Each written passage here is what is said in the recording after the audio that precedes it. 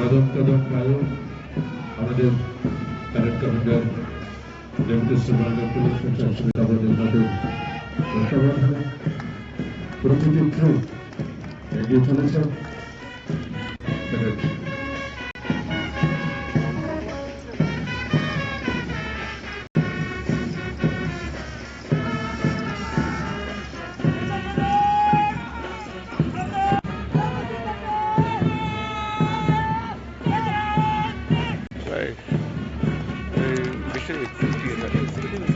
Civil ना TSR civil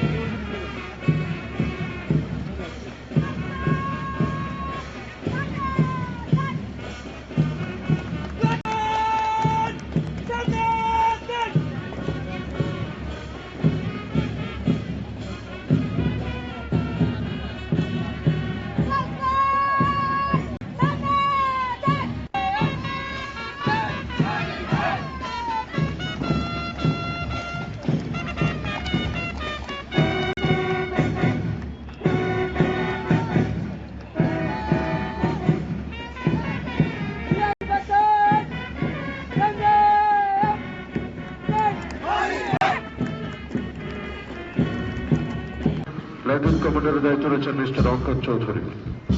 number 8 প্লাটুনে রয়েছে girls guide Belonia girls HS school. Platoon কমান্ডারের দায়িত্ব রয়েছেন মিস উর্মিতা ত্রিপুরা। নাম্বার 9 প্লাটুনে রয়েছে সাউথ ত্রিপুরা পুলিশ এবং নাইট ব্যাটালিয়ন টিএ7 হেডমাস্টার নাইট সুবেদার রঞ্জিত দত্ত দাস। ইন্সপেকশন স্টাফ মাননীয় মন্ত্রী মহোদয়কে নিয়ে এই ব্যাপারটা পশ্চিম প্রজাতন্ত্র মানে প্রজাদের তন্ত্র বা শাসন। আপনারা সবাই জানেন আমাদের দেশের এবং রাজ্য ও কেন্দ্রের সরকার সরাসরি জনগণের ভোটে নির্বাচিত প্রতিনিধিদের নিয়ে গঠিত হয়।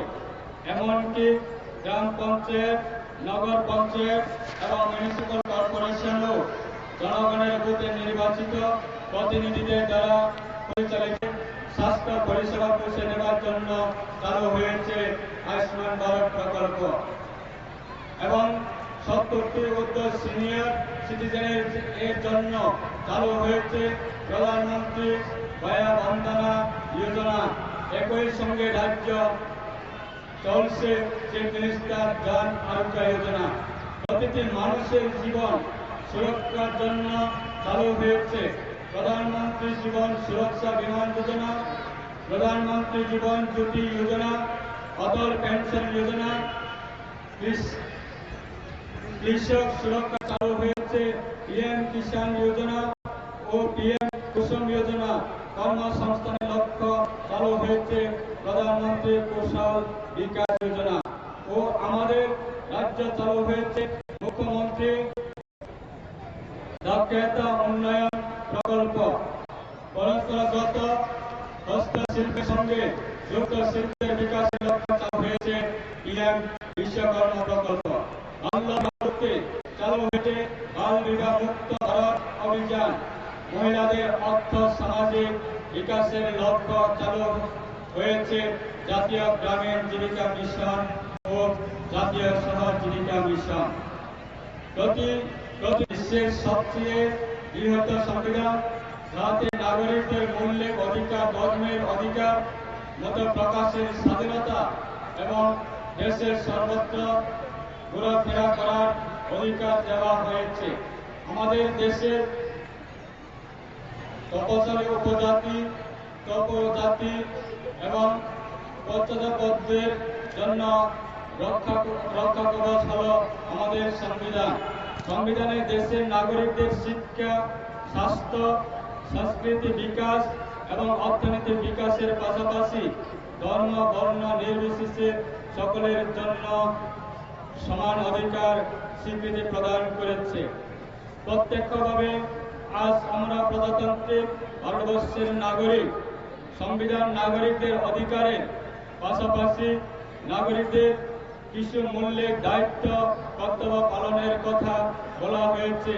সেইগুলি পালন করার মাধ্যমে আমরা আমাদের অধিকারগুলি ভোগ করব এবং সংবিধানকে মান্য করব। সংবিধান আমাদের দেশকে নিরপেক্ষ গণতান্ত্রিক দেশ রূপে গড়ে তোলার অঙ্গীকার করা হয়েছে। আমাদের সংবিধান বিশ্বের বৃহত্তর লিখিত সংবিধান, যাহার সুপরিবর্তনীয়তার দিক যেমন রয়েছে, তেমনই কৃষি ক্ষেত্রে সংবিধানের সংশোধন অতি সহজলভ্য নয়। আমাদের সংবিধানে লিপিবদ্ধ রয়েছে যে ভারতবর্ষের কাঠামো হবে যুক্তরাষ্ট্রীয়, অর্থাৎ দেশের সমস্ত রাজ্য যেমন রাজ্য সরকার থাকবে, তেমনি কেন্দ্র শাসিত রাজ্য সহ সমগ্র দেশের জন্য থাকবে কেন্দ্রীয় সরকার রয়েছে। তাকে লক্ষ্য করে ত্রিপুরাবাসীর উৎপাদন বৃদ্ধি করার জন্য এক বৃহৎ পরিকল্পনা নিয়ে এসেছে সরকার। ত্রিপুরা রাবারকে কেন্দ্র করে শিল্প করা যায় কিনা সে বিষয়ে ত্রিপুরা সরকার সচেষ্ট। রাজ্য শিক্ষা মান উন্নয়নের জন্য নিরলস চেষ্টা করে যাচ্ছে এবং সঠিক পরিকল্পনা নিয়ে এগোচ্ছে। এই রাজ্য বিপুল বন্য সম্পদ সংরক্ষণের পাশাপাশি বিভিন্ন ফল চাষ গুরুত্ব বাড়াতে সরকার সুনির্দিষ্টভাবে চেষ্টা করে চলছে।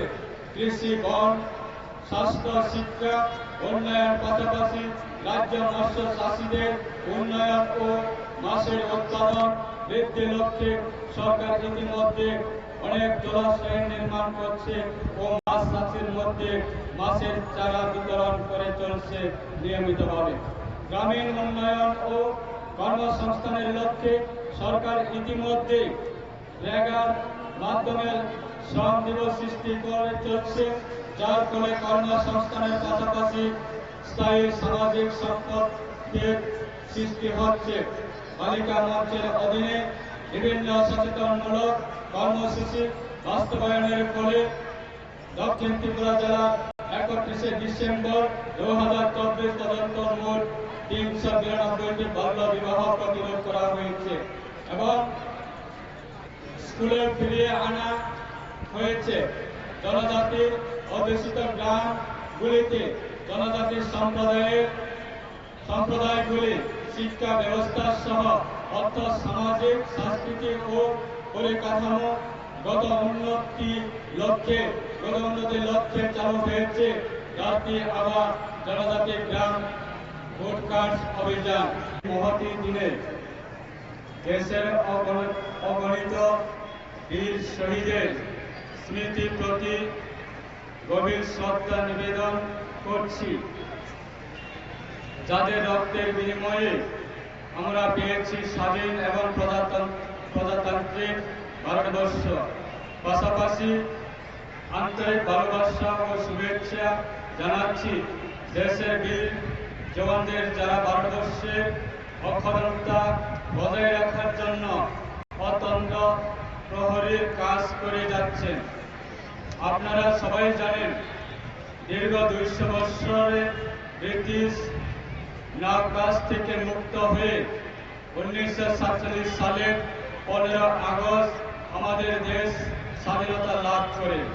কিন্তু স্বাধীনতা লাভের পর যে প্রশ্নটি দেশের নেতাদের সামনে আসছে তা হলো আমাদের দেশ কিভাবে পরিচালিত হবে, তার জন্য লিখিত কোনো আইন প্রণয়ন করা। সেই লক্ষ্যকে সামনে রেখে ডক্টর বি.আর. আম্বেদকরের নেতৃত্বে গঠিত গণপরিষদ এবং গণপরিষদের উপরে দেশ পরিচালনা করার জন্য সংবিধান রচনা দায়িত্ব বর্তায়।